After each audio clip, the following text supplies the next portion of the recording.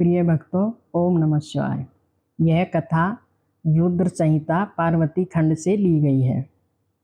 हिमवान का भगवान शिव के पास लगन पत्रिका भेजना, विवाह के लिए आवश्यक सामान जुटाना, मंगलाचार का आरंभ करना, उनका निमंत्रण पाकर पर्वतों और नदियों का दिव्य रूप में आना, पुरी की सजावट तथा विश्वकर्मा द्वारा दिव्य मंडप एवं देवताओं के निवास के लिए दिव्य लोकों का निर्माण करना। नारद जी पूछते हैं, तात महाप्राण प्रज्ञ प्रभु, आप कृपा पूर्वक यह बताइए कि सप्त ऋषियों के चले जाने पर हिमाचल ने क्या किया। अब ब्रह्मा जी कहते हैं, हे मुनीश्वर, अरुंधति सहित उन सप्त ऋषियों के चले जाने पर हिमवान ने जो कार्य किए वह तुम्हें बता रहा हूँ। अब ब्रह्मा जी ने कहा, सप्त ऋषियों के जाने के बाद महामनस्वी गिरिराज हिमवान बड़े हर्ष का अनुभव करने लगे। उन्होंने ऋषियों की आज्ञा के अनुसार अपने पुरोहित गर्ग जी से बड़ी प्रसन्नता के साथ लगन पत्रिका लिखवाई और उसे भगवान शिव के पास भेजा। पर्वतराज के आत्मीय जन नाना प्रकार की सामग्रियां लेकर कैलाश पर पहुँचे, जहां उन्होंने भगवान शिव को तिलक लगाया और लगन पत्र उनके हाथ में दे दिया। अब ब्रह्मा जी कहते हैं, भगवान शिव ने उन सब का यथा योग्य सत्कार किया। जब वे लोग प्रसन्नचित होकर शैलराज के पास लौटे तो उन्हें माहेश्वर द्वारा सम्मानित हुए उन लोगों को देखकर हिमवान के हृदय में भी बड़ी अत्यंत हर्ष हुआ। ब्रह्मा जी ने कहा, तत्पश्चात आनंदित होकर शैलराज ने नाना देशों में रहने वाले अपने बंधुओं को निमंत्रण भेजा। वे बड़े आदर और उत्साह के साथ विवाह के लिए उत्तम अन्न एवं नाना प्रकार की सामग्रियों का संग्रह करने लगे। उन्हें चावल, गुड़, शक्कर, दूध, दही, घी, मिठाई और अनेक प्रकार के व्यंजन इतने अधिक मात्रा में एकत्र किए कि सूखे पदार्थों के पहाड़ खड़े हो गए और द्रव पदार्थों की बावड़ियां बन गईं। ब्रह्मा जी ने कहा, गिरिराज ने बहुमूल्य वस्त्र, शुद्ध स्वर्ण, रजत और विभिन्न प्रकार के मणि रत्न विधि पूर्वक संग्रह करके मांगलिक कृत्य आरंभ किया।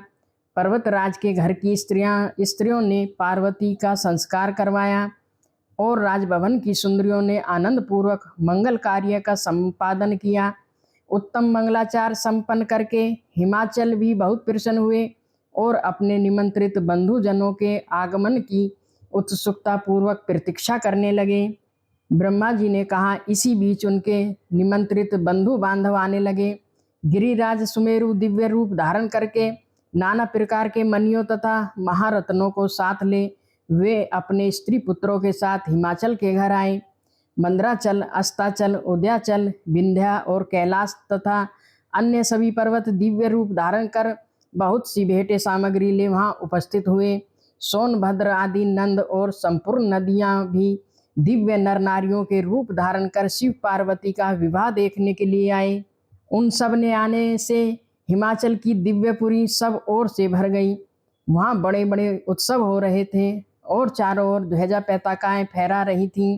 हिमालय ने पधारे हुए सभी स्त्री पुरुषों का यथा योग्य आदर सत्कार किया और सबको अलग अलग सुंदर स्थानों में ठहराया। फिर शैलराज ने प्रसन्न होकर अपने नगर को विचित्र रीति से सजाना आरंभ किया। सड़कों पर छिड़काव कराया गया और हर घर के दरवाजे पर केले जैसे मांगलिक वृक्ष लगवाए गए। इसके बाद उन्होंने विश्वकर्मा को बुलाकर आदर पूर्वक एक विशाल और मनोहर मंडप बनवाया। वह मंडप कई योजन विस्तृत तथा नाना प्रकार के आश्चर्यों से परिपूर्ण था। वहाँ बनी कृत्रिम वस्तुएं असली वस्तुओं के समान प्रतीत होती थीं। कहीं बनावटी मोर तो कहीं ऐसी स्त्रियां थीं जो पुरुषों के साथ नृत्य करती हुई मन को मोह लेती थीं। द्वार पर कृत्रिम महालक्ष्मी ऐसी खड़ी थीं मानो क्षीर सागर से साक्षात लक्ष्मी ही आ गई हों। प्रसन्नचित्त विश्वकर्मा ने देवताओं को भी आश्चर्य में डालने के लिए वहां से ऐसी अद्भुत रचनाएं की थीं। इसके बाद हिमवान की आज्ञा से बुद्धिमान विश्वकर्मा ने देवताओं के निवास के लिए उनके कृत्रिम लोकों का भी निर्माण किया। उन्होंने ब्रह्मा जी के लिए अद्भुत सत्यलोक, भगवान विष्णु के लिए दिव्य वैकुंठ धाम और देवराज इंद्र के लिए समस्त ऐश्वर्यों को संपन्न ग्रह की रचना की। उसी प्रकार भगवान शंकर के लिए भी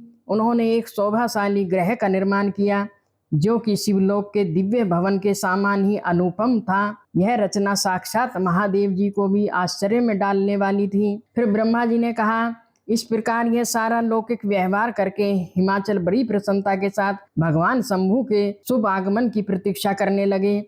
देव ऋषि हिमाचल, यह सारा आनंददायक वृत्तांत मैंने तुमसे कह सुनाया, अब और क्या सुनना चाहते हो? बोल शिव भगवान की जय। हर हर महादेव।